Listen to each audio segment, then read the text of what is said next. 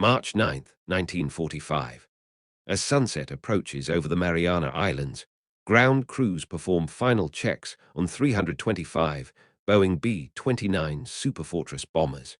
What is about to unfold will become the single most destructive air raid in human history, surpassing even the atomic bombings that would follow 5 months later.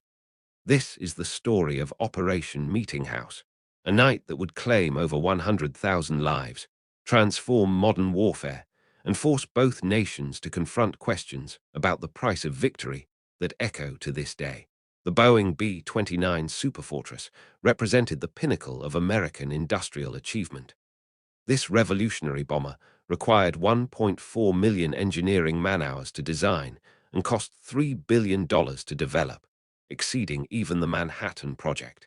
With its pressurized cabin, remote-controlled gun turrets, and 4 Wright engines producing 2,200 horsepower each, it could carry 20,000 pounds of bombs across 1,600 miles. By March 1945, American factories were producing these technological marvels at an astonishing rate. Boeing's Wichita plant alone delivered 4.2 Superfortresses every working day. This was American industrial power made visible, a production capability that Japan simply could not match. Standing in stark contrast was Japan's air defense system. The Imperial Army and Navy operated separate, uncoordinated command structures. Their primary night fighter, the Nakajima Gecko, had been hastily converted from a reconnaissance aircraft. Japan had produced only 479 of these throughout the entire war. Without radar for night interception, pilots relied on searchlights and visual identification, nearly impossible against fast-moving bombers in darkness. The numbers tell the story of overwhelming disparity. America could deploy hundreds of B-29s from the Marianas alone. Japan operated perhaps 200 operational night fighters throughout the entire home islands. Tokyo possessed fewer than 500 heavy anti-aircraft guns to defend a city of over 4 million people. Major General Curtis LeMay had assumed command of the 21st Bomber Command in January, inheriting a strategic bombing campaign that had failed to achieve decisive results. Previous high-altitude precision bombing from 30,000 feet proved ineffective. The jet stream, winds exceeding 200 miles per hour, scattered bombs miles from their targets. Cloud cover obscured objectives 70% of the time. Engine strain caused frequent mechanical failures. LeMay made a revolutionary decision that would transform the air war against Japan. He ordered all defensive guns removed except tail positions, allowing each B-29 to carry 7 tons of incendiaries instead of 3.5 tons of high explosives. Aircraft would fly at just 5,000 to 9,000 feet, avoiding the jet stream, reducing engine strain, and improving accuracy. Night attacks would minimize exposure to Japanese fighters. Individual aircraft would navigate by radio signals, attacking in a continuous stream over several hours. The target was Tokyo's Shitamachi district, where 750,000 people lived in wooden homes packed into just 12 square miles. American planners had identified this area because Japanese cottage industries produced aircraft parts, electrical equipment, and precision instruments in small workshops integrated within residential neighborhoods. Intelligence officers had consulted pre-war Japanese urban planning documents, ranking Tokyo's wards by infrastructure density.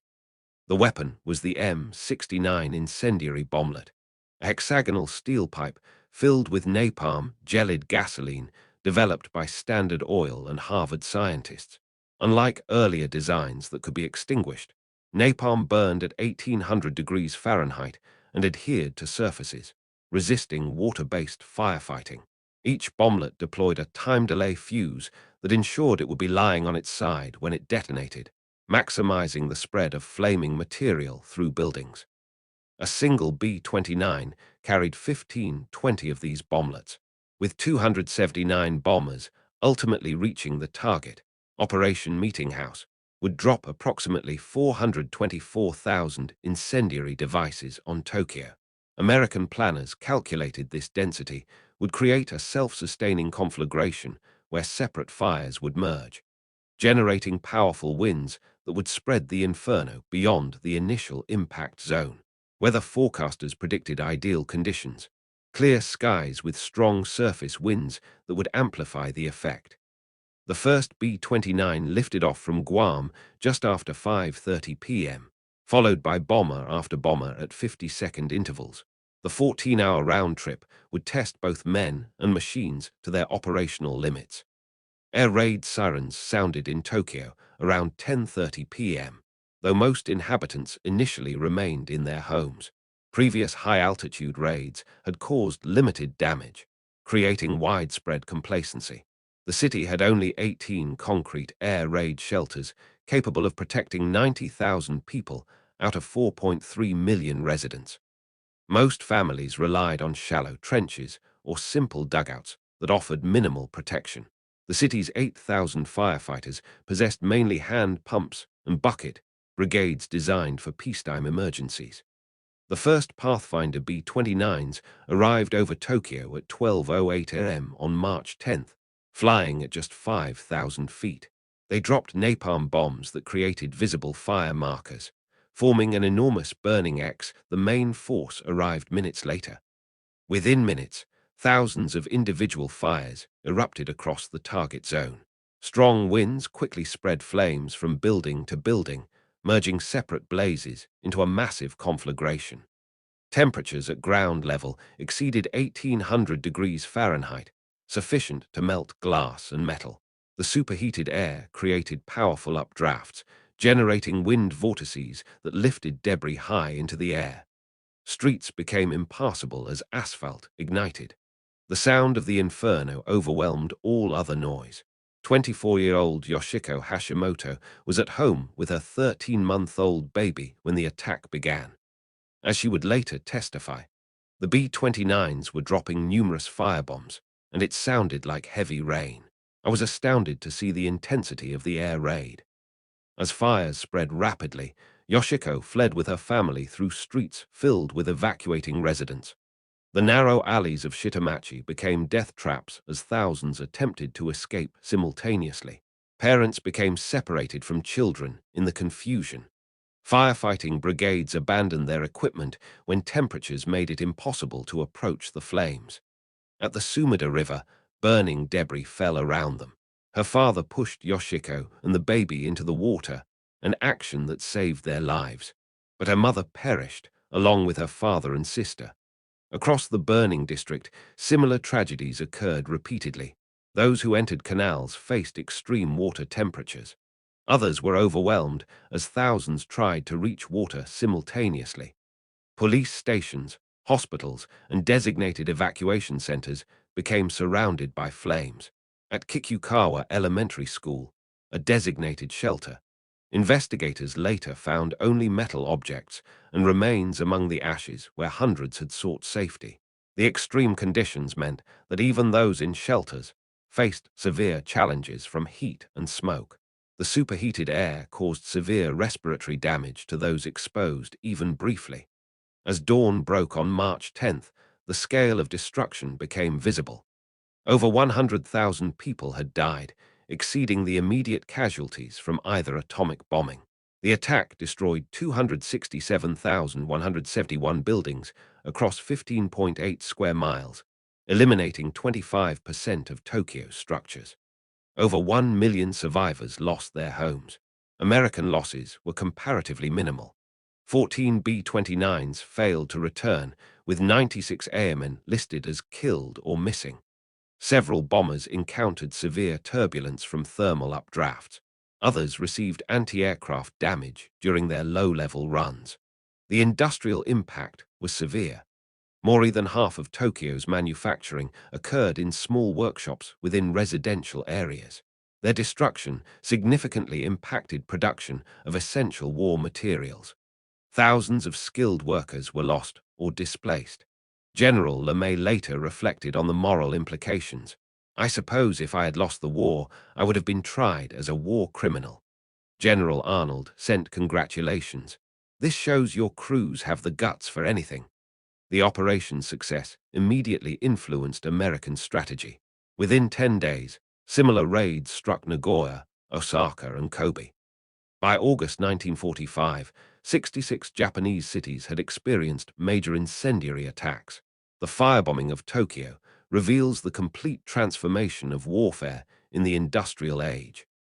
American scientific research, industrial capacity, and operational planning combined to create unprecedented destructive capability. The integration of chemical research, meteorological science, and engineering expertise demonstrated how modern warfare had become as much about laboratory work as battlefield tactics. Yet the human dimension transcends national boundaries and strategic calculations. American aircrews carried psychological burdens for years, processing their role despite wartime context. Japanese survivors lived with lasting physical and emotional effects. Families on both sides experienced irreplaceable losses that affected multiple generations. The raid created questions about the nature of total war that remain unresolved. International law continues to grapple with the balance between military necessity and civilian protection. The precedent established that night that strategic objectives could justify massive civilian casualties influenced subsequent conflicts despite advances in precision weapons technology. On the morning of March 10, 1945, where eastern Tokyo had existed, only concrete and brick structures remained standing across miles of ash-covered ground. Survivors searched through unrecognizable areas for landmarks that no longer existed. The story of that night is not simply about American technological superiority or Japanese defensive inadequacy. It is about what happens when industrial nations commit fully to total war, when the distinction between combatant and civilian, between military target and residential neighborhood, becomes blurred beyond recognition. It is a story that forces us to confront uncomfortable truths about what nations are willing to do in pursuit of victory, and what price, measured not in dollars or strategic objectives, but in human lives, we are willing to accept. The fires that burned in Tokyo that night have long since been extinguished, but the questions they illuminate about war, morality, and human nature continue to burn in our collective memory, reminding us that some decisions once made can never truly be unmade.